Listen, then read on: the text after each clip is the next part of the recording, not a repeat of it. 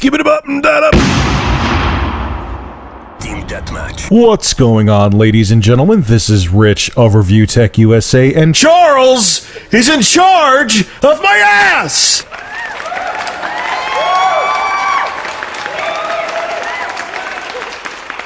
So video game sales are expected to slide for the 7th straight month in a row. The NPD Group is expected to release its US gaming retail sales data for the month of June on Thursday, and Wedbush analyst Michael Pachter expects the news to be really bad. Pachter today sent a note to investors saying he expects US software sales to total just $305 million, down 34% from June 2011. The lackluster release lineup was the biggest culprit for the sales decline, according to Michael Pachter. Pokemon Conquest and Lego Batman 2 DC Superheroes were the month's biggest games, with late May's Ghost Recon Future Soldier also sitting near the top of the charts. However, there were some disappointments in June as well. Spec Ops The Line posted only modest sales, while Lollipop Chainsaw and Max Payne 3 both underperformed. NPD monthly software sales figures have dropped at least 20% every month this year. They haven't posted a positive month since November,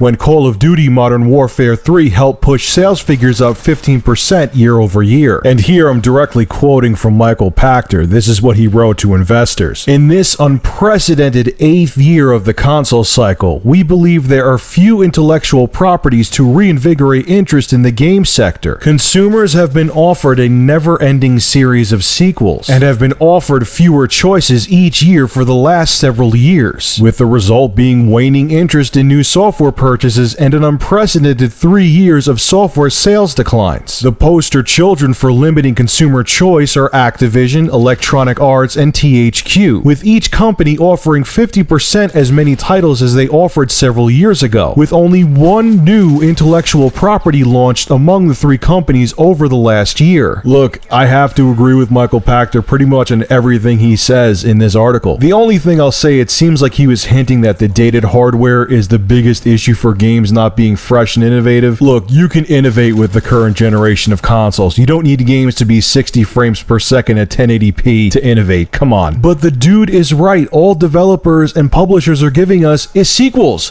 Think about it. Max Payne 3, Uncharted 3, Call of Duty Modern Warfare 3, Gears of War 3, Mass Effect 3. It's all the same recycled shit over and over again, and if you combine that with the fact that the economy still sucks and people don't have as much expendable cash as they used to, it's a recipe for disaster. And we're seeing the effects of that right now with game sales sliding every month. To the game developers and publishers, look, I get it. It's risky to start a new IP. You need to sell a certain amount of units for the game to be profitable, and you're afraid to do it because you're afraid you won't make a profit. That's the bottom line. It's a very dangerous thing financially to try a new IP and put it out in the market. But if you keep, quote unquote, playing it safe like this and keep recycling the same crap over and over again, we're going to see another video game crash, without a doubt. So you better start innovating and coming up with fresh ideas, or the video game industry is going to go to absolute shit. It's happening right now as we speak. So what's your take on this? Do you agree with Michael Pachter and I that the video game industry is in trouble due to the lack of innovation? Or are you happy with the current state of the gaming industry and the software developers are releasing? Make sure to rate, comment, favorite, and subscribe. And if you have a news story you would like me to discuss, private message me with a link on either G2P or YouTube, and if I use your news article, I will give you a shout out in the video and feature your YouTube channel in the description.